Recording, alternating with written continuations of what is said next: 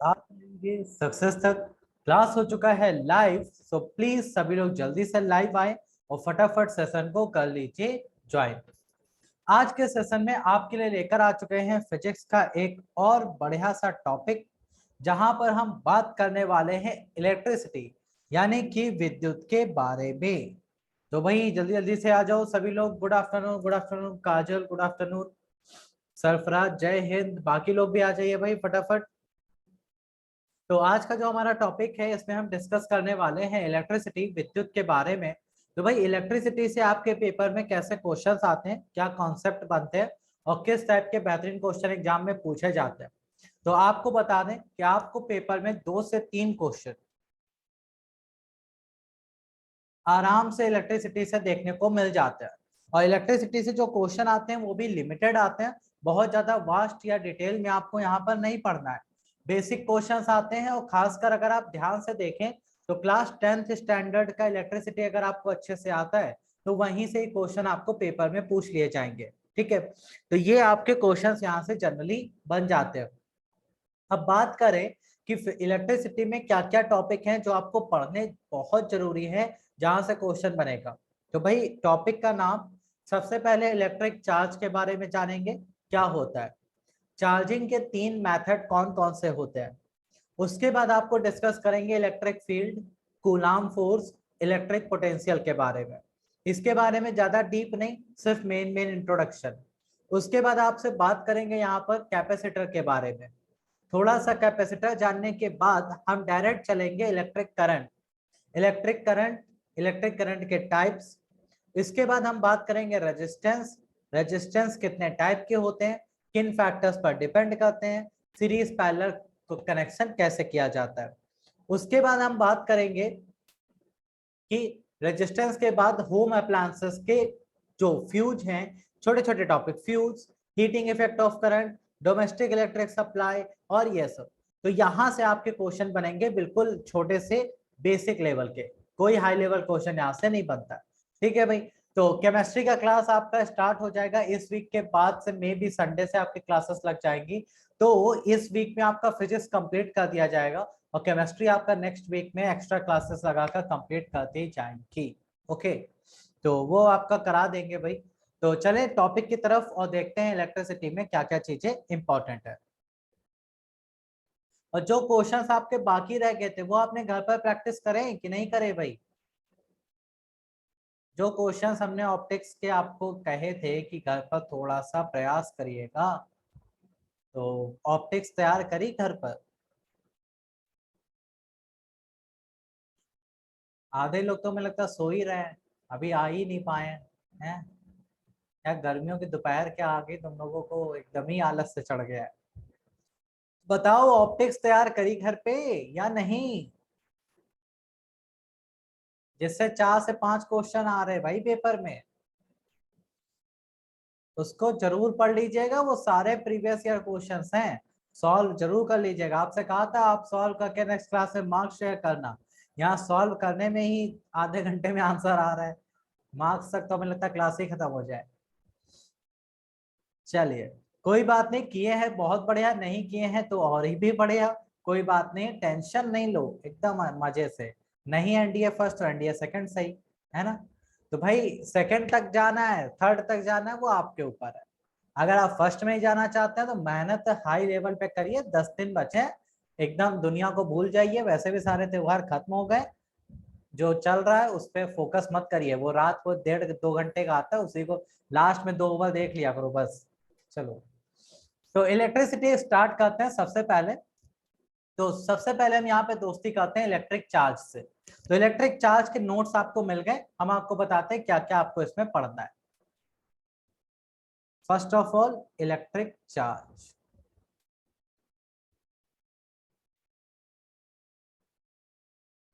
विद्युत आवेश क्या होता है।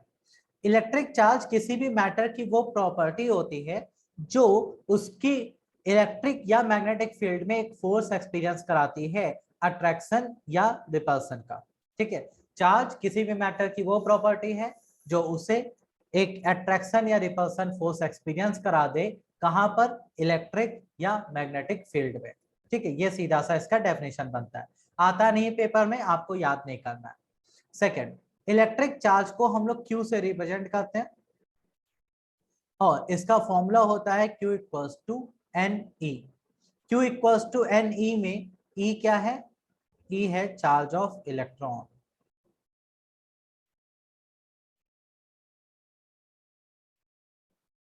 ठीक है, N क्या है? Number of electrons.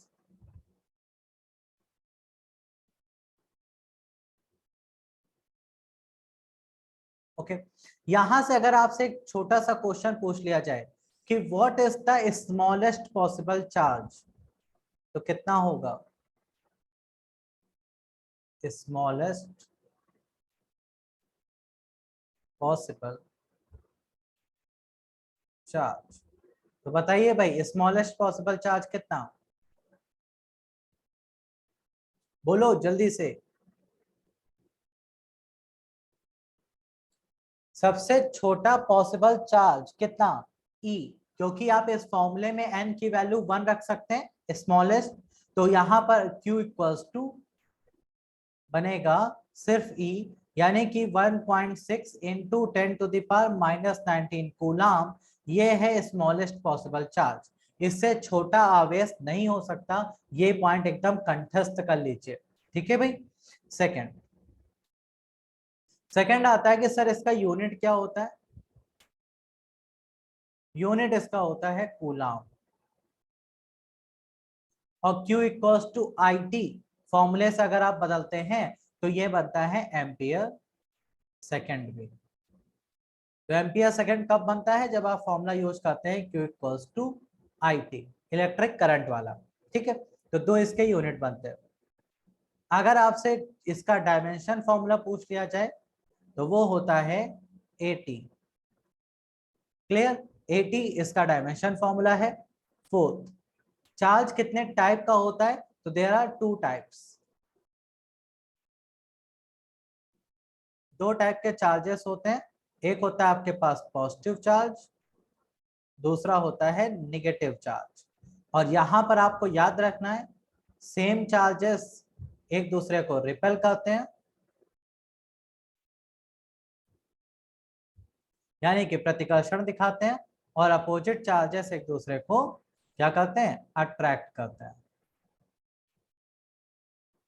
ओके भाई, ये पॉइंट बेसिक पॉइंट है इलेक्ट्रिक चार्ज के बारे में। क्या क्या सीखा? Q equals to n e, e smallest possible charge है, यूनिट कूलाम है, एम्पियर सेकंड भी है, डायमेंशन फॉर्मूला एटी है। दो टाइप के होते हैं, पॉजिटिव निगेटिव। पॉजिटिव निगेटिव, अगर अपोजिट चार्जेस पास आ रहे हैं तो अट्रैक्शन होगा, सेम चार्जेस पास आ रहे हैं तो रिपल्सन होगा। चार्जेस में कुछ प्रॉपर्टीज पाई जाती हैं, जैसे first of all charges are always additive,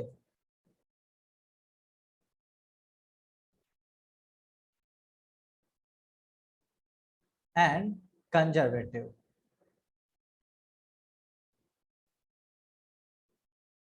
charge यानी कि आवेश हमेशा जुड़ते हैं और संरक्षित होते हैं, यानी कि कंजर्वेशन लॉ फॉलो करते हैं। जैसे आपको एक हम छोटू सा क्वेश्चन देते हैं, जरा इसका आंसर बताइएगा। मान लीजिए मेरे पास एक आइसोलेटेड सिस्टम है ए और ए डैश।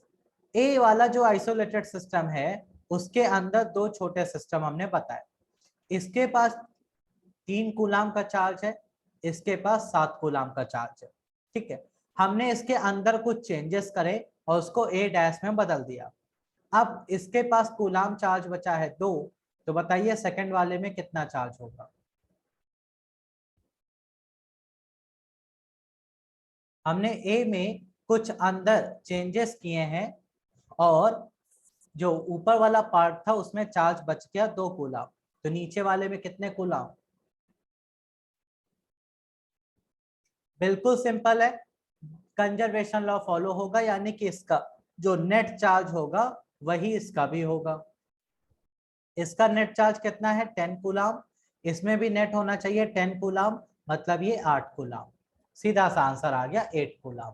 ठीक है भाई, तो ये आपको अच्छे से याद रखना है कि यहाँ पर कंजर्वेशन लॉ फॉलो हो गया। सेकेंड, इलेक्ट्रिक चार्जेस जो होते हैं वो क्वांटाइज्ड होते हैं।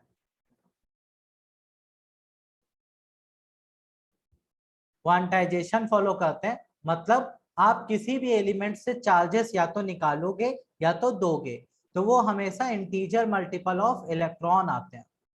आप कभी भी 1 इलेक्ट्रॉन, 2 इलेक्ट्रॉन, 3 इलेक्ट्रॉन ऐसे ही निकालोगे? ऐसा तो है नहीं आधा इलेक्ट्रॉन निकाल लिया। क्या आप आधा इलेक्ट्रॉन निकाल सकते हैं? 3/4 निकाल सकते हैं? नहीं। तो ये हमेशा क्वांटाइज्ड होता है, मतलब इंटीजर मल्टीपल के फॉर्म में ही चार्जेस निकलेंगे, कभी भी फ्रैक्शन फॉर्म में नहीं निकलेंगे। ठीक है। और तीसरा, चार्जेस जो होते हैं वो वेलोसिटी पर डिपेंड नहीं करते, नॉट डिपेंड ऑन स्पीड। आपकी स्पीड कितनी भी ज्यादा क्यों ना हो, आपके ऊपर जितना चार्ज है उस चार्ज के ऊपर कोई फर्क आपके स्पीड का नहीं पड़ जाएगा। ठीक है, ये आपको 3 प्रॉपर्टी अच्छे से याद रखनी है। तो हमने क्या सीखा? चार्ज कंजर्वेटिव है, क्वांटाइज्ड है और कभी भी स्पीड पर डिपेंड नहीं करते। क्लियर है भाई? अब आता है नेक्स्ट पार्ट, आपसे पूछा जाता है कि सर मेथड ऑफ चार्जिंग बताइए। मान लो हमारे पास कोई सब्सटेंस है और उसको हमें चार्ज करना है, तो उसके कितने मेथड बनते हैं? तो भाई किसी भी सब्सटेंस को चार्ज करने के 3 मेथड बनते हैं। कौन कौन से? सबसे पहला है चार्जिंग बाय फ्रिक्शन, घर्षण के द्वारा चार्ज करना। तो ये मेथड किनके लिए एप्लीकेबल होता है वो समझ लीजिएगा।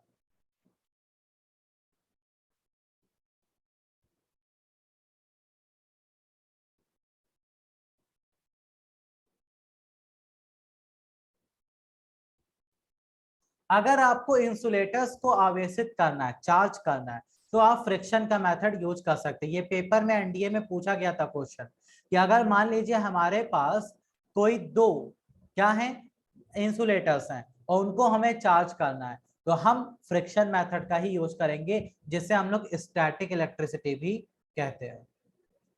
इसको हम लोग स्टैटिक इलेक्ट्रिसिटी भी कहते हैं। ठीक है भाई। इसमें क्या होता है? इसमें आपके पास दो सब्सटेंस होते हैं और दोनों ही अनचार्ज होते हैं। ध्यान से समझिएगा, बोथ आर अनचार्ज। दो सब्सटेंस, दोनों ही अनचार्ज। फिर हम क्या करते हैं? दोनों को आपस में रब करते हैं।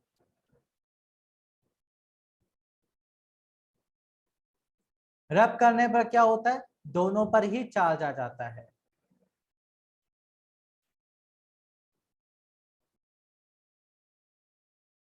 और एक पर आ जाता है पॉजिटिव चार्ज और दूसरे पर आ जाता है नेगेटिव चार्ज, यानी कि दोनों पर अपोजिट चार्जेस चढ़ते हैं। इसके एग्जांपल आपने बहुत देखे होंगे, जैसे आप अपने स्केल को लें, स्केल को अपने बालों पे रब करके आप देखते हैं ना, कागज के छोटे छोटे टुकड़े उसमें चिपक जाते हैं थोड़ी देर के लिए। वो क्या है? वो यही मेथड है, फ्रिक्शन। तो फ्रिक्शन में यहाँ पे आप देख सकते हैं, कपड़े को आपने इस रॉड पे रगड़ा, क्या हुआ? कपड़े ने अपने इलेक्ट्रॉन रॉड को दे दिए, तो रॉड के पास इलेक्ट्रॉन एक्सेस में आ गए, मतलब निगेटिव चार्ज। और कपड़े से इलेक्ट्रॉन गए हैं तो पॉजिटिव चार्ज। तो यहाँ पहले दोनों न्यूट्रल थे, लेकिन जब आपस में रब किया गया तो एक पर पॉजिटिव एक पर नेगेटिव चार्ज आ गया। तो ये है चार्जिंग बाय फ्रिक्शन। बिल्कुल आसान सा मेथड था इसमें। ठीक है, सेकंड आते हैं भाई। सेकंड है चार्जिंग बाय इंडक्शन, प्रेरण के द्वारा आवेशित करना। ये मेथड कहाँ यूज होता है? यहां पर भी आप अपने दो सब्सटेंस लेते हैं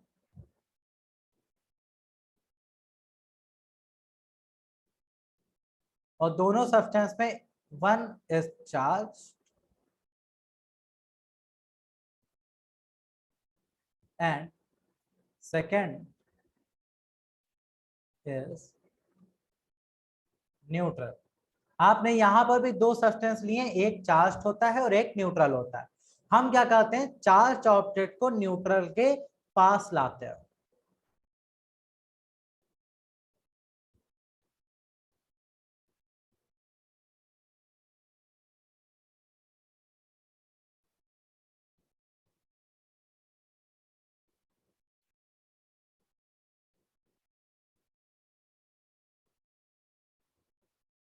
हम सिर्फ क्या करते हैं? न्यूट्रल के पास लाते हैं, ना कि उसको टच कराते हैं।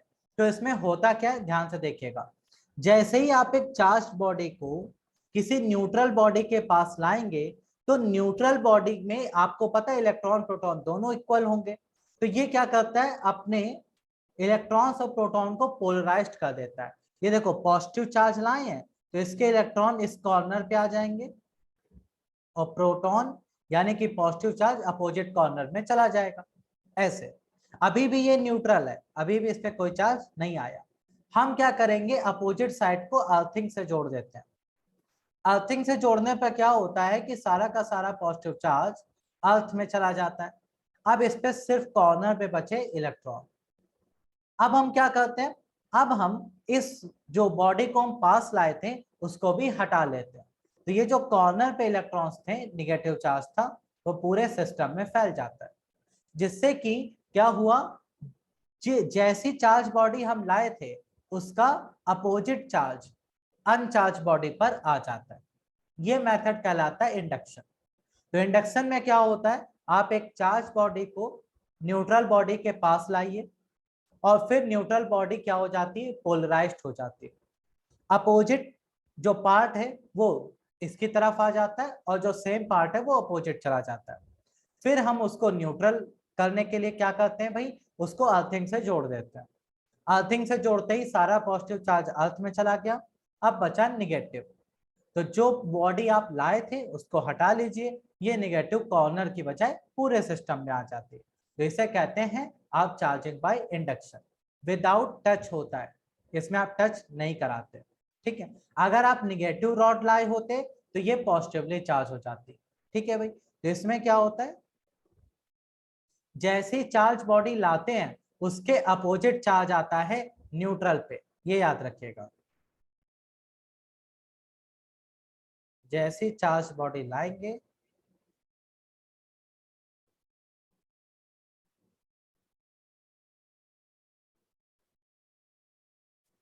न्यूट्रल पे उसका अपोजिट चार्ज चढ़ता है।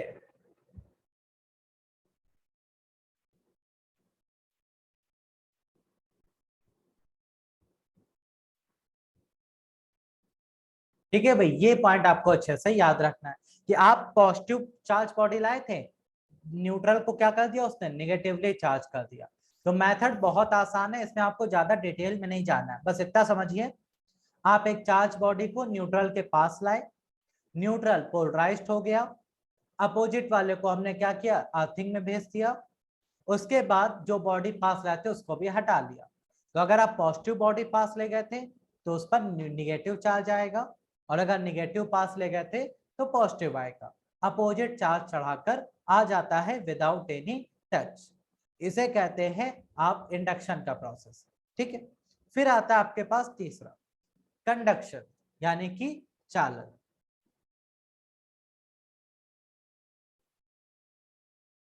चालन का जो प्रोसेस होता है इसमें भी आपके पास एक चार्ज बॉडी होती है और सेकेंड बॉडी आपकी न्यूट्रल होती है। आप चार्ज बॉडी को न्यूट्रल से टच कराते हैं, वो अपना चार्ज न्यूट्रल को भी दे देता है, जिससे कि दोनों पर सेम चार्ज आ जाता है। बस ये कंडक्शन का मेथड है। तो कंडक्शन के मेथड में भी दो बॉडी होंगी, एक चार्ज एक अनचार्ज। दोनों को टच कराइए, दोनों पर सेम चार्ज आ जाता है। अगर आपने पॉजिटिव टच कराया है तो पॉजिटिव आएगा, निगेटिव टच कराया है तो निगेटिव आएगा। ये है कंडक्शन का मेथड। तो भाई चार्ज क्या होते हैं, इलेक्ट्रिक चार्ज के पास क्या प्रॉपर्टीज होती हैं और उसके तीन मेथड कौन कौन से हैं, क्लियर है? किसी को भी डाउट या कंफ्यूजन तो अभी पूछ लो भाई। डायरेक्ट आपसे प्रोसेस पूछा जाता है पेपर में और कुछ नहीं आता। सो बताइए भाई।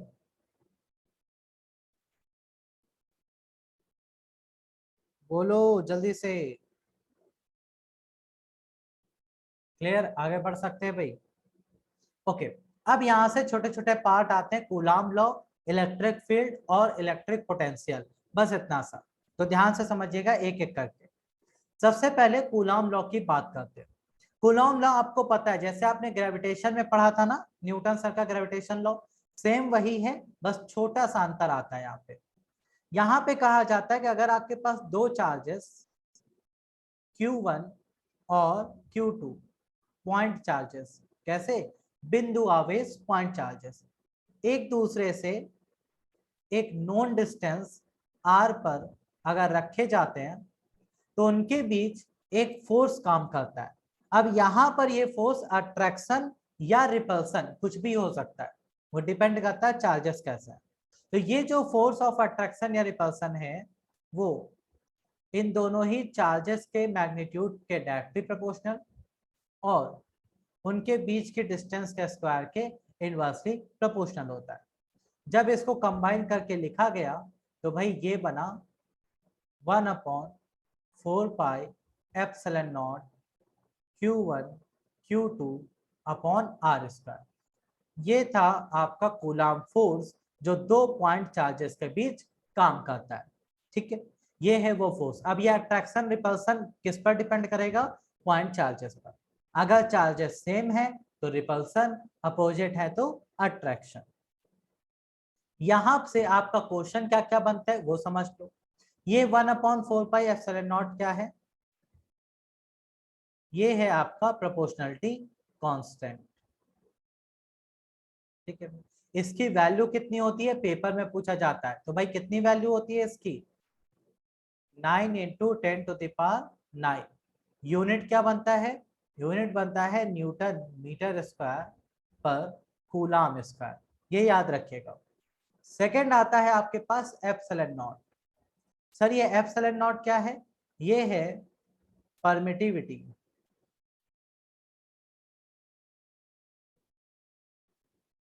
Of free space.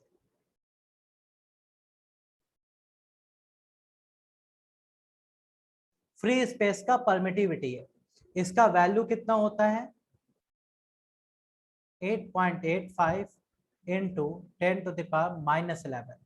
इसके बाद आता है इसका डायमेंशन और वैल्यू, सॉरी वैल्यू के साथ साथ यूनिट। यूनिट कितना होता है? कूलाम स्क्वायर पर न्यूटन मीटर स्क्वायर। फिर आता है इंपॉर्टेंट क्वेश्चन, इसका डायमेंशन फॉर्मूला बताइए। भैया डायमेंशन निकाल के दिखाओ जरा, इसका कितना होता है?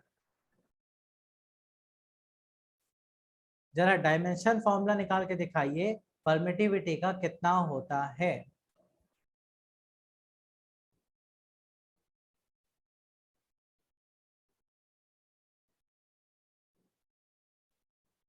चलो देखे भाई।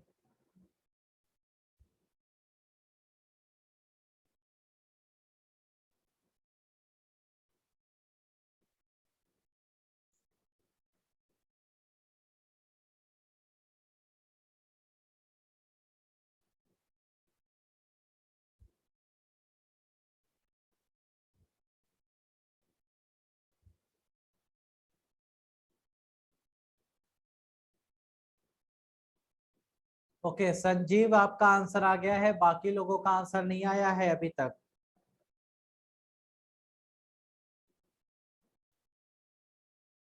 एक आंसर आया संजीव।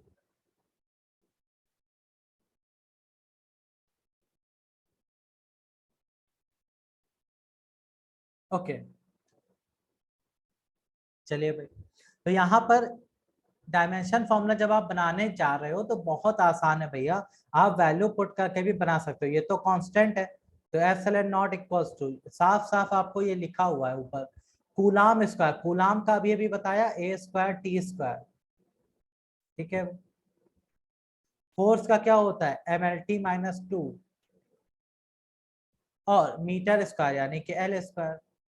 बस अब सबको ऊपर लेके चले जाओ, m-1, L बन गया आपका -3, T बन गया आपका 4a²। लो भाई बन गया डायमेंशन फॉर्मूला। तो dimension formula m-1 L-3 T 4a²। ये याद रखिएगा, पेपर में आते इसको 12 कर लेना भाई, 11 नहीं है, ये 12 है। ठीक है, ये पेपर में बहुत आता है। एप्सिलॉन नॉट क्या है? परमिटिविटी है। वैल्यू क्या होती है? 8.85 10⁻⁻12। यूनिट क्या है? कूलाम स्क्वायर पर न्यूटन मीटर स्क्वायर। और साथ ही साथ dimension formula m-1 L-3 T 4a²। इतना आपसे पूछा जाता है, बाकी कूलाम लॉ से कोई क्वेश्चन नहीं आता पेपर में, इतना ही आपको पढ़ना है।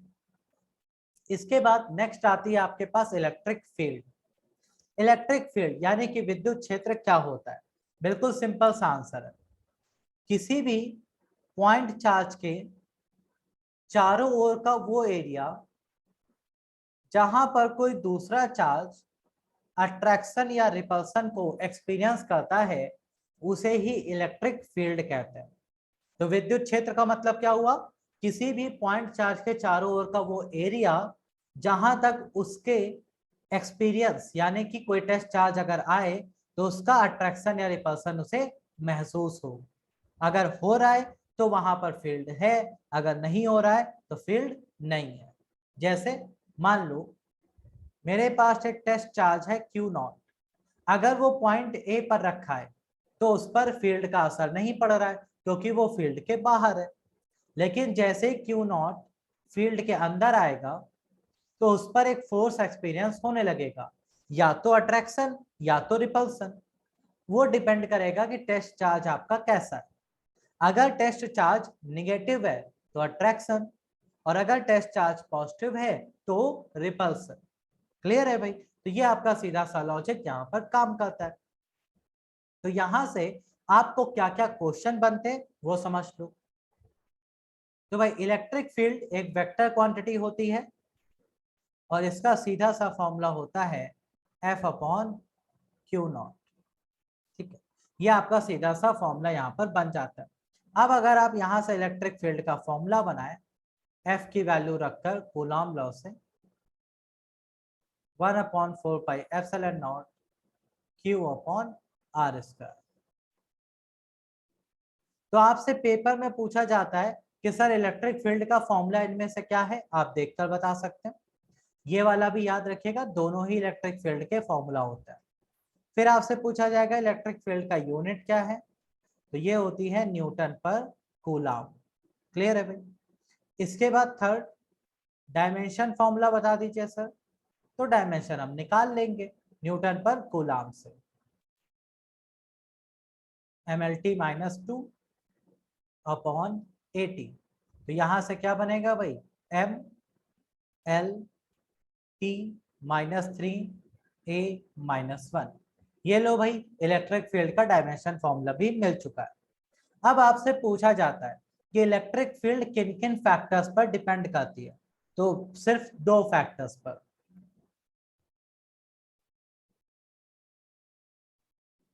डिपेंड्स ऑन, पहला test charge, sorry source charge पर, टेस्ट नहीं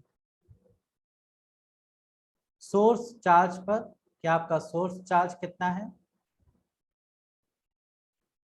और दूसरा डिपेंड करती है distance of test charge from source. ठीक है भाई? तो ये देखिए सिर्फ Q पर, Q क्या है? हमारा सोर्स चार्ज है, और R पर कि सोर्स चार्ज से टेस्ट चार्ज की डिस्टेंस कितनी है। बस इन दो फैक्टर्स पर डिपेंडेंसी है, इसके अलावा किसी पर नहीं। ठीक है, ये पॉइंट अच्छे से याद रखिएगा। बस इतने क्वेश्चन यहाँ से बनते हैं भाई। तो हमने इलेक्ट्रिक फील्ड में क्या सीखा? किसी भी सोर्स चार्ज के चारों ओर का वो एरिया जहां पर कोई टेस्ट चार्ज अट्रैक्शन या रिपल्सन एक्सपीरियंस करेगा उसे कहते हैं electric field.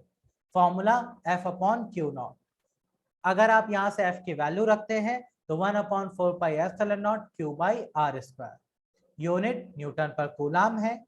Dimension formula mlt-3a-1 है। डिपेंड करता है दो फैक्टर्स पर, एक सोर्स चार्ज पर और टेस्ट चार्ज की उससे दूरी पर।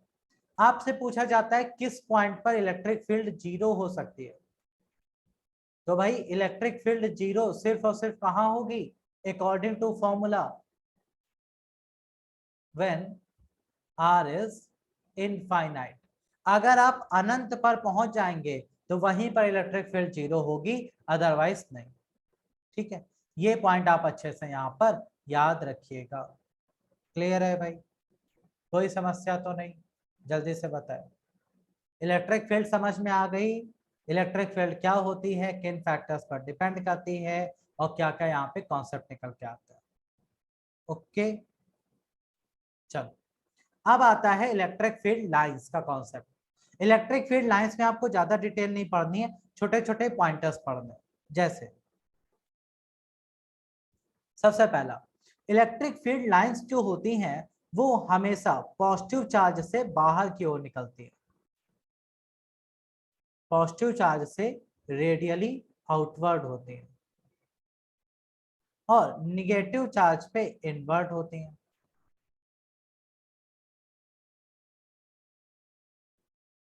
ऐसे तो निगेटिव चार्ज पे फील्ड लाइंस अंदर की तरफ आती हैं और पॉजिटिव पर बाहर की तरफ जाती है। इस पर होती हैं आउटवर्ड और इस पर होते हैं इनवर्ट। ठीक है। Second point, electric field lines जो होती हैं वो कभी भी क्लोज्ड लूप नहीं बनाती। ये पॉइंट अच्छे से याद रखिएगा, क्लोज्ड लूप कभी नहीं बनाती। अगर ये पॉजिटिव चार्ज से निकलेंगी, निगेटिव पर टर्मिनेट होंगी, like this.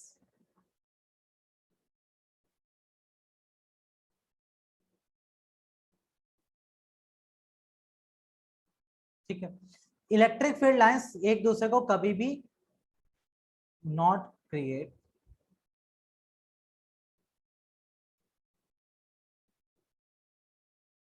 Any closed loop, बंद पास कभी नहीं बनाती।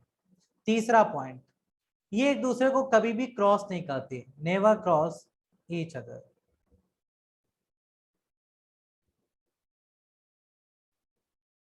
क्योंकि अगर ये एक दूसरे को क्रॉस कर जाएंगी तो जिस पॉइंट पर क्रॉस करेंगी वहां फोर्स की दो डायरेक्शन हो जाएंगी और ऐसा पॉसिबल है नहीं। और चौथा पॉइंट, ये एक दूसरे को रिपेल करती है।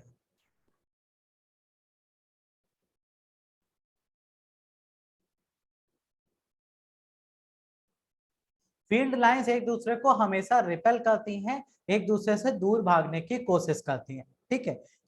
ये तीन चार पॉइंट इसके बारे में जरूर याद रखिए। पहला, पॉजिटिव से बाहर निकलती हैं, निगेटिव में इन्वर्ट आती हैं। ये एक दूसरे से कभी भी क्रॉस नहीं करेंगी, कभी भी ये क्लोज्ड लूप नहीं बनाती हैं, वो मैग्नेटिक फील्ड बनाती हैं सिर्फ। और ये एक दूसरे को रिपेल करती हैं, यानी कि एक दूसरे से दूर भागती है, कभी भी एक दूसरे के बीच अट्रैक्शन नहीं होता। ठीक है। और नेक्स्ट पॉइंट, फील्ड लाइंस हमेशा रेडियली आउटवर्ड निकलती हैं, हमेशा रेडियली आउटवर्ड होती है। मतलब कि अगर ये आपका पॉजिटिव चार्ज है, इससे फील्ड लाइंस जब निकलेंगी तो हमेशा सरफेस से 90 डिग्री के एंगल पे निकलेंगी। बाद में जाके मुड़ जाएं कोई फर्क नहीं पड़ता, लेकिन जब शुरुआत में निकलेंगी तो 90 डिग्री पर ही निकलेंगी। ठीक है। रेडियली आउटवर्ड होती है, तो पहले वो 90 डिग्री पर निकलेंगी, बाद में कहीं भी जाएं उससे फर्क नहीं पड़ता है। ओके। और ये इमेजिनरी लाइंस होती हैं, रियल में ऐसी कोई लाइंस नहीं पाई जाती।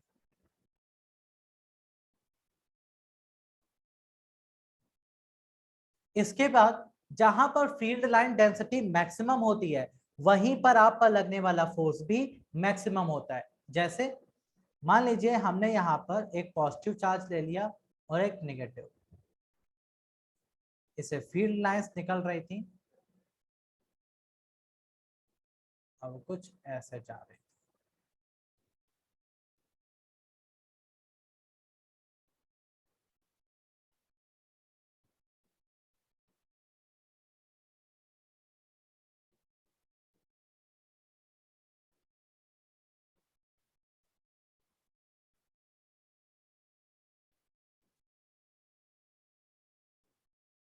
अब यहाँ पर हमने कुछ पॉइंट ले लिए। मान लीजिए मैंने यहाँ पर एक पॉइंट ले लिया ए, एक ले लिया बी, एक ले लिया मेरे पास यहाँ पर सी, एक है मेरे पास डी। हमने पूछा बताइए ए बी सी डी में किस पॉइंट पर चार्ज सबसे ज्यादा फोर्स एक्सपीरियंस कर रहे होंगे। अगर हम कोई चार्ज बॉडी यहाँ रखें तो किस पॉइंट पर सबसे ज्यादा फोर्स एक्सपीरियंस होगा, ए बी सी या फिर डी। तो आप खुद समझ कर कह सकते हैं कि सर यहाँ पर सी पॉइंट पर सबसे ज्यादा, उससे कम ए पर, उससे कम बी पर और डी पर तो सबसे कम, क्योंकि डी बाहर ही रखा है। तो मैक्सिमम होगा सी पर, उससे कम होगा ए पर, फिर बी और लास्ट में डी। इस तरह से। तो जहां पर फील्ड लाइंस डेंस होती हैं वहीं पर फोर्स सबसे ज्यादा एक्सपीरियंस होता है। बस इतना सा आपका इलेक्ट्रिक फील्ड का कॉन्सेप्ट बनता है। इलेक्ट्रिक फील्ड लाइंस के बाद आता है इलेक्ट्रिक पोटेंशियल, विद्युत विभव। पोटेंशियल क्या होता है, एक लाइन के डेफिनेशन है, ध्यान से सुनिएगा। मान लीजिए आपके पास कोई सोर्स चार्ज है Q और ये है उसके चारों ओर बनने वाली फील्ड, ठीक है।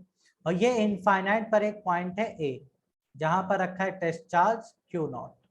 तो हमने कहा कि इनफाइनाइट से किसी पॉइंट चार्ज को उठाकर इलेक्ट्रिक फील्ड के अंदर किसी पॉइंट तक लाने में आप जो वर्क करते हैं वो फील्ड के अंदर उस पॉइंट का क्या कहलाता है, पोटेंशियल कहलाता है।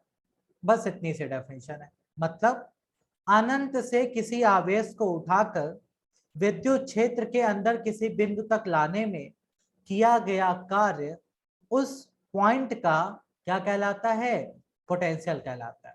जैसे हमने पूछा बी पॉइंट का पोटेंशियल कितना है, तो आप कहोगे इनफाइनाइट से टेस्ट चार्ज को उठाकर बी पॉइंट तक लाने में जो आपने वर्क किया है वही बी पॉइंट का पोटेंशियल है, ठीक है। तो बी पॉइंट पे पोटेंशियल मान लीजिए V1 आया या VB आया, जो कि क्या होगा W/Q0 होगा, ठीक है भाई।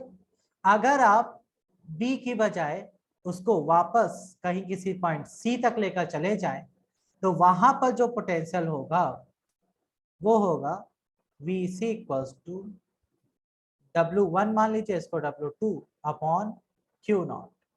तो यहां पर अगर आपको पोटेंशियल डिफरेंस निकालना हो डेल्टा V बराबर तो VC माइनस VB, ये बन जाएगा डेल्टा W/Q0। क्लियर भाई। तो पोटेंशियल क्या होता है, किसी पॉइंट का और दो पॉइंट के बीच के पोटेंशियल का डिफरेंस पोटेंशियल डिफरेंस कहलाता है। तो B और C के बीच का जो पोटेंशियल डिफरेंस है वो है डेल्टा W/Q0, ठीक है भाई।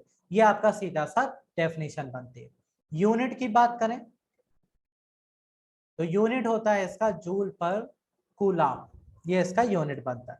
सेकंड, अगर आप डायमेंशन फॉर्मूला निकालते हैं तो वो बन जाएगा आपका ml² T-2/80।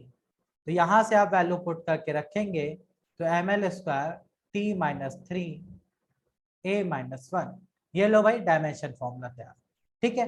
तो पोटेंशियल क्या है, इनफाइनाइट से कोई चार्ज उठाइए फील्ड के अंदर किसी पॉइंट तक लाइए, वो उस पॉइंट का पोटेंशियल कहलाता है। और दो पॉइंट के बीच पोटेंशियल का डिफरेंस निकाल लीजिए, वही विभवांतर है। बस इतना सा आपको यहाँ पे पढ़ना, ओके। तो फर्स्ट चैप्टर से आपको इतनी ही चीजें पढ़नी होती है और यहीं से क्वेश्चन कभी कभी बनते हैं। इसके अलावा कोई ट्रिक क्वेश्चन यहाँ से नहीं आएगा, तो आपको सिर्फ इतनी डिटेल पढ़नी है। इलेक्ट्रिक फील्ड क्या है, कूलम फोर्स क्या है, पोटेंशियल क्या है।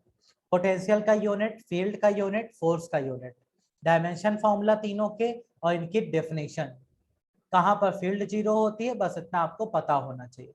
क्लियर है भाई। किसी को बेसिक जितना आपको पढ़ाया आज हमने उसमें कोई समस्या या डाउट तो अभी पूछ लो। बिल्कुल सिंपल सा बेसिक आपको सिखाया हमने, ठीक है। चलो ये क्लियर है, तो अब चलते हैं नेक्स्ट पार्ट की तरफ जहां पर हम बात करेंगे इलेक्ट्रिक कैपेसिटेंस यानी कि विद्युत धारिता। यहाँ पर हम एक डिवाइस के बारे में पढ़ते हैं जिसे हम लोग कहते हैं कैपेसिटर। कैपेसिटर एक ऐसा डिवाइस होता है जो इलेक्ट्रिकल एनर्जी को स्टोर करने का काम करता है। तो यहाँ पर ज्यादा कहानी नहीं, मेन मेन पॉइंट सुन लीजिए। सबसे पहला, कैपेसिटर जो होता है वो काम क्या करता है।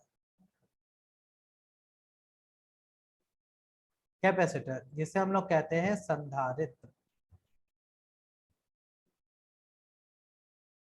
क्या काम करता है, टू स्टोर इलेक्ट्रिकल एनर्जी।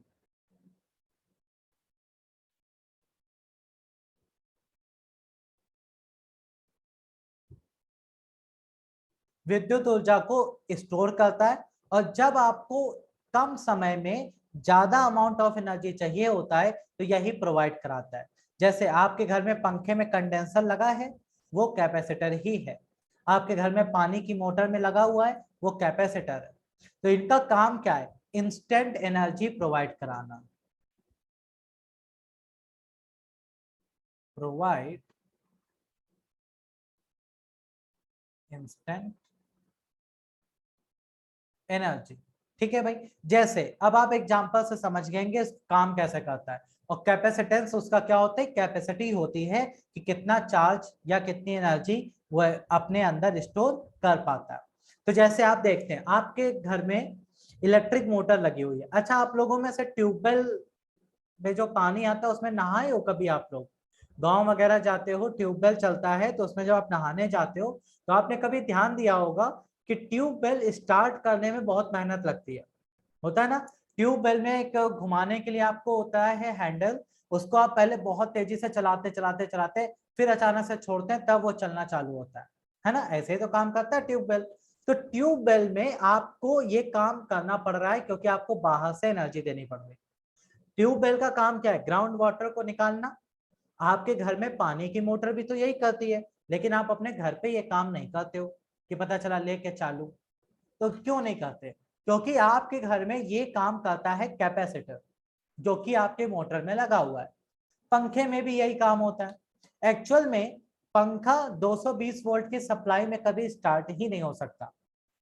पंखे को पहली बार चलाने के लिए बहुत ज्यादा एनर्जी चाहिए होती है। एक बार आप घुमा दीजिए, फिर वो चलता रहेगा, कोई दिक्कत नहीं। तो वो पहली बार की एनर्जी देने के लिए हमें क्या यूज करना होता है? कैपेसिटर उसमें लगा होता है। तो जब आप स्विच ऑन करते हैं तो कैपेसिटर के पास है एनर्जी, वो झटके में सारी एनर्जी दे देता है, पंखा एक बार में घूम जाता है, फिर वो 220 वोल्ट में घूमता रहता है। यही काम आपके घर में मोटर में भी कैपेसिटर करते हैं, इंस्टेंट एनर्जी देते हैं। तो इंस्टेंट एनर्जी का कॉन्सेप्ट यहीं से आता है। ओके, क्लियर भाई? जैसे आपने देखा होगा पहले जमाने में जो कैमरा आते थे, उन कैमरे में सेल पड़ते थे 1.5 वोल्ट के, 3 वोल्ट के सेल पड़े। फ्लैश जलता था, तो जब एक बार आप फ्लैश यूज कर लेते थे तो उसमें एक रेड लाइट जलने लगती थी कि आप जब तक ये रेड लाइट जल रही है आप फ्लैश नहीं यूज कर सकते। फिर वो रेड लाइट बंद होती थी तो दोबारा आप फ्लैश यूज कर सकते थे। तो वो रेड लाइट क्या बताती थी? कि कैमरे के अंदर लगा हुआ है कैपेसिटर। क्योंकि आप खुद इमेजिन करो कि 3 वोल्ट के सेल से क्या इतनी ज्यादा लाइट प्रोड्यूस हो सकती है? नहीं। वो काम कौन करता था? कैपेसिटर। कैपेसिटर के पास एनर्जी होती थी, आपने जैसे ही फ्लैश चलाया बहुत तेजी से एनर्जी निकली और आपको फ्लैश चला के वो तुरंत रुक जाती थी। अब वो डिस्चार्ज हो गया, अब वो टाइम लेता था अपने आप को चार्ज करने का, तभी वहां पर रेड लाइट चलने लगती थी। और जैसे ही कैपेसिटर चार्ज होकर तैयार हो जाता था, फिर आप फ्लैश यूज कर सकते हैं। तो ये कहलाता है आपका क्या? सीधा सा कॉन्सेप्ट है कैपेसिटर का। तो कैपेसिटर इंस्टेंट एनर्जी प्रोवाइड कराता है, लार्ज अमाउंट, बहुत कम समय में। आपके फैन में यूज होता है, मोटर में यूज होता है, और आपको डिफरेंट टाइप के डिवाइसेस में देखने को मिल जाता है। आप कोई भी इलेक्ट्रॉनिक डिवाइस खोलते हैं तो उसमें ये दिखते हैं सारे, ये सब कैपेसिटर होता है। ठीक है भाई। अब बात आती है कि यहां पर हम जो पढ़ते हैं वो है पैरेलल प्लेट कैपेसिटर। हमारे सिलेबस में जो है वो है parallel plate capacitor. Parallel plate capacitor में दो चार्ज प्लेटें होती हैं जिन पर अपोजिट चार्जेस होते हैं। इस पर पॉजिटिव, इस पर नेगेटिव। ठीक है। ये दोनों प्लेटें एक दूसरे से एक स्मॉल डिस्टेंस डी पर रखी जाती है और इनका एरिया होता है ए। क्लियर? और रास्ते में जो खाली जगह है वहां आप वैक्यूम भी रख सकते हैं और कोई भी डाई इलेक्ट्रिक भी फिल कर सकते हैं। तो यहां से कैपेसिटर के कैपेसिटेंस का फॉर्मूला निकल के आता है epsilon naught A by d. बस ये फॉर्मूला याद रखिएगा, पेपर में यही पूछा जाता है कि किसी भी कैपेसिटर का कैपेसिटेंस यानी कि संधारित्र की धारिता किन किन फैक्टर्स पर डिपेंड करती है। तो पहला, डायरेक्टली प्रोपोर्शनल होती है एरिया ऑफ प्लेट्स के, कि अगर आप प्लेट का एरिया बढ़ाएंगे तो कैपेसिटेंस बढ़ेगा। और दूसरा, इनवर्सली प्रोपोर्शनल होती है डिस्टेंस बिटवीन प्लेट्स के। अगर आप प्लेट्स को दूर ले जाएंगे तो कैपेसिटेंस घट जाएगा, प्लेट पास आएंगी तो कैपेसिटेंस बढ़ जाएगा। और तीसरी डिपेंडेंसी होती है यहाँ पर एप्सिलॉन नॉट यानी कि परमिटिविटी पर। आप जैसा मीडियम रखेंगे वैसा यहाँ पर आपको परमिटिविटी मिलेगा और कैपेसिटेंस उसी पर डिपेंड करेगा। ठीक है भाई, तो किसी भी कैपेसिटर का कैपेसिटेंस इन तीन फैक्टर्स पर डिपेंड करता है। फिर आता है सर इसका यूनिट क्या होता है, इसका यूनिट होता है फैरेड। ठीक है भाई, और इसका प्रैक्टिकल यूनिट क्या होता है जो आप लोग अपनी डेली लाइफ में यूज करते हैं, वो है माइक्रोफैरेड। क्योंकि 1 फैरेड का कैपेसिटर बनाना नामुमकिन के बराबर है, इसीलिए हम माइक्रोफैरेड में ही इसका यूज करते हैं। ठीक है भाई, फैरेड एक बहुत बड़ी यूनिट होती है, इसीलिए माइक्रोफैरेड। ठीक है, ये हो गया आपका सीधा सा आंसर। क्या आप बता सकते हैं सीजीएस यूनिट क्या होता है कैपेसिटर का? क्या आपको पता है CGS unit of capacitance? Anyone?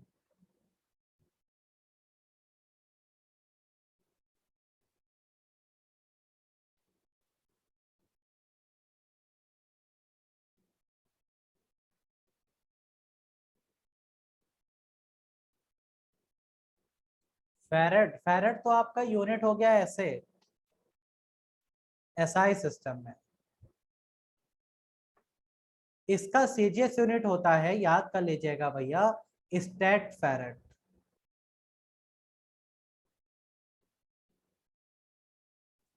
Okay,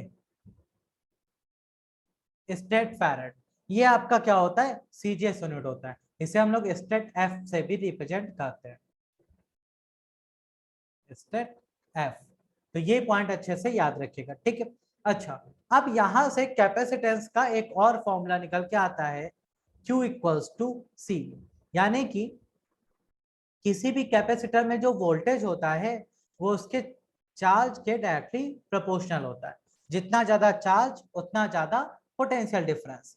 तो यहां से फॉर्मूला निकल के आता है Q equals to c v. एक और फॉर्मूला निकल के आता है। तो यहां से आपसे एक ट्रिक क्वेश्चन पेपर में पूछा जाता है क्या, कि यहां पर C जो कि एक कांस्टेंट के रूप में यूज हुआ है, जो कि आपका कैपेसिटेंस होता है, वो डिपेंड करता है किस पर, डिपेंड्स ऑन। तो आपके पास ऑप्शंस हैं,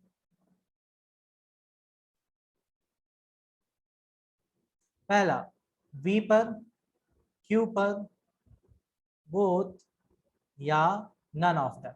चलो भाई जल्दी से आंसर करो।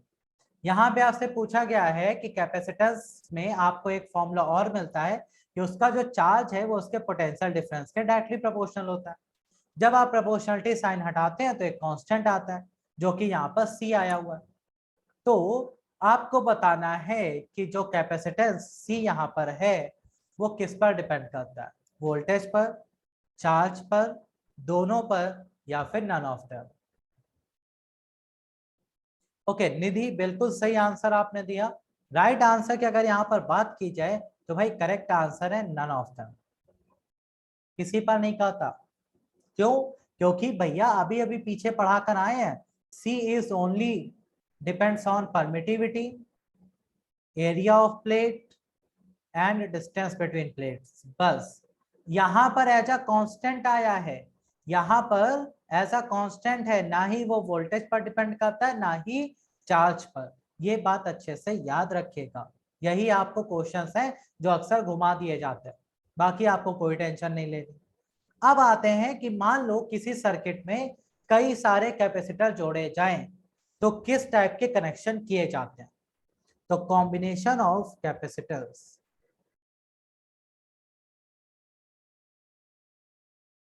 कॉम्बिनेशन ऑफ,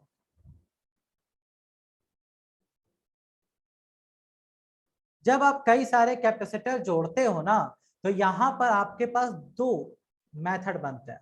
कैपेसिटर को हम लोग किससे रिप्रेजेंट करते हैं, ये इसका सिंबल होता है ऐसे। तो पहला होता है सीरीज कनेक्शन, यानी कि श्रेणी क्रम में जोड़ना। देखो भाई, आपको दिक्कत कब होती है? जब आप सीरीज पैरेलल पहचान नहीं पाते हो पेपर में। यहां से खैर क्वेश्चन तो नहीं आया है, एक दो क्वेश्चन रेयर केस में आए हैं, लेकिन अगर आए तो आप पहचानोगे कैसे कि कौन सा कनेक्शन सीरीज है, कौन सा पैरेलल? आप इसी में डाउट रहते हो। तो एक बढ़िया सा तरीका, चाहे रेजिस्टेंस हो चाहे कैपेसिटर, सीरीज का मतलब है एक ही वायर में सब जुड़े होंगे, वायर ब्रेक नहीं होगा, तो वो सीरीज कनेक्शन है। जैसे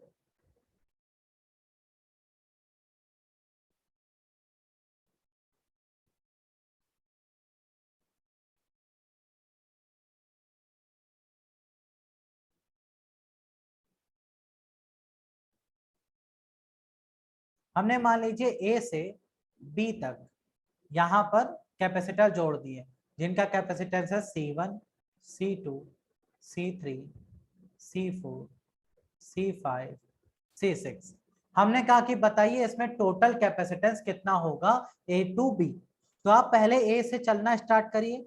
क्या ए से बी तक जाने में कहीं वायर ब्रेक हुआ? एक ही वायर चल रहा है, इसका मतलब है ये सीरीज कनेक्शन है। और सीरीज कनेक्शन में टोटल कैसे निकालते हैं भाई? 1/c equals to 1/c1 plus 1/c2 plus 1/c3 and so on. ठीक है, तो सारे कैपेसिटेंस को हम कैसे निकालेंगे? 1 के फॉर्म में। ये रेजिस्टेंस का उल्टा होता है, ये बात याद रखिएगा। ठीक है, अब सेकंड आता है पैरेलल कनेक्शन। जब आप पैरेलल कनेक्शन करते हैं यानी कि समांतर क्रम में जोड़ते हैं, तो यहां पर आपके वायर ब्रेक हो जाते हैं। आप ए से चलना स्टार्ट किए, यहां पर वायर्स आपके ब्रेक हो गए।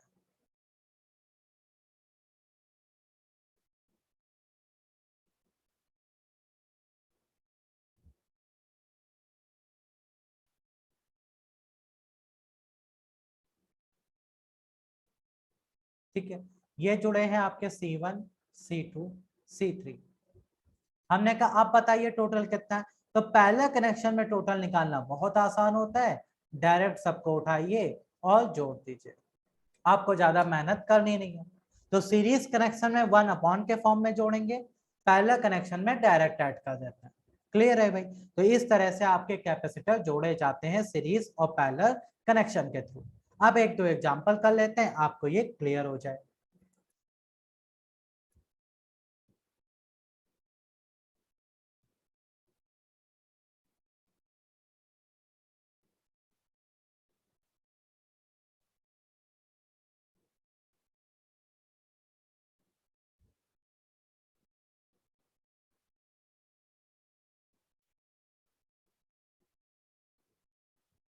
ओके चलो भाई, ये आपके पास 2 माइक्रोफैरड, ये भी है 2 माइक्रोफैरड, ये भी है 2 माइक्रोफैरड, 2 माइक्रोफैरड और 2 माइक्रोफैरड। अब आपसे कहा गया टोटल निकाल के दिखाइए।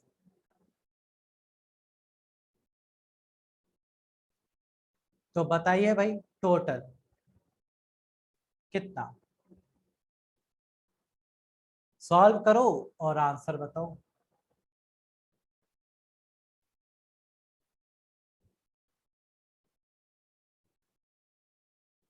विजय, आपका आंसर आ गया 2.5। ओके, 2/3। और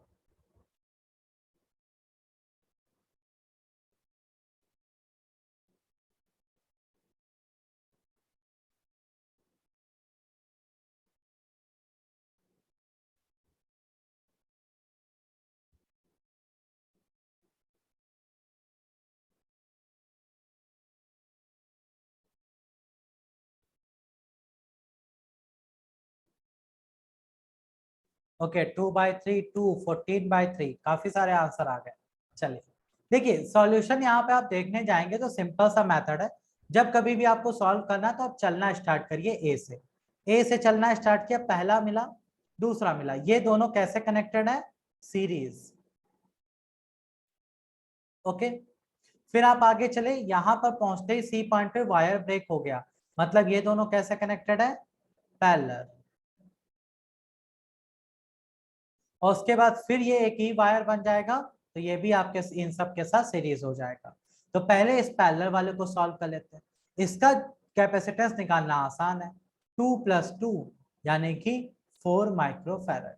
अब ये सारे के सारे सीरीज में है, तो अब बनेगा 1/c = 1/2 + 1/2 + 1/4 + 1/2। तो ये 1/2 + 1/2 कितना बन गया? 1। ये 1/4 है, ये 1/2 है। तो इसको हम क्या लिख सकते हैं भाई? इसको हम लिख सकते हैं सीधा सा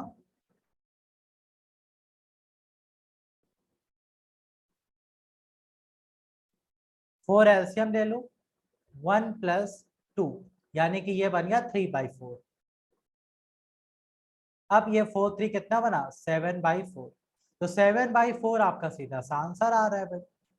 ठीक, लेकिन ये आंसर अभी नहीं है, क्योंकि ये 1/c की वैल्यू है। ये किसकी वैल्यू है? 1/c।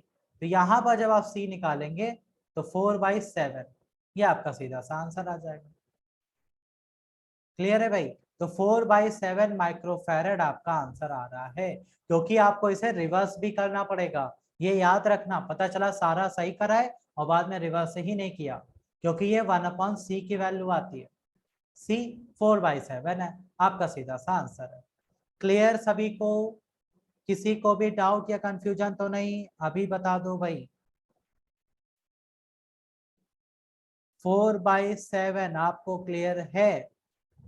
तो कैपेसिटर सीरीज पैरेलल कनेक्शन का 1-2 क्वेश्चन आता है, आएगा तो आप आराम से प्रैक्टिस करके दे आएंगे। लेकिन सीरीज कनेक्शन आए तो कन्वर्ट करना मत भूलना, चेंज जरूर करिएगा फ्रैक्शन को। ओके, बाकी अब जो पार्ट आपका बचा है इलेक्ट्रिसिटी पार्ट 2, वहां पर आपको पढ़ाएंगे करंट, रेजिस्टेंस और बेसिक टॉपिक्स। तो यहाँ पर आपको electric charge, properties, field, force, आपके पास पोटेंशियल, पोटेंशियल डिफरेंस, कैपेसिटर और कैपेसिटर के प्रॉपर्टीज, इतना आपको अच्छे से तैयार करना है, क्वेश्चन सॉल्व करने हैं। बाकी का आपको नेक्स्ट क्लास में कराएंगे, तो वो आपका कॉन्सेप्ट यहाँ से कंप्लीट हो जाएगा। ओके गाइस, तो इतना पढ़िएगा। किसी को भी डाउट या कंफ्यूजन लगे तो नेक्स्ट सेशन में जरूर पूछ लेना ध्यान से, और अभी अगर कोई समस्या है तो अभी भी आप पूछ सकते हैं। बाकी प्रैक्टिस करते रहिए, ज्यादा से ज्यादा प्रैक्टिस मेन है, जितनी ज्यादा प्रैक्टिस करोगे उतना फायदा है। तो नहीं है डाउट तो thank you so much for watching the class. Have a great day, take care, bye bye.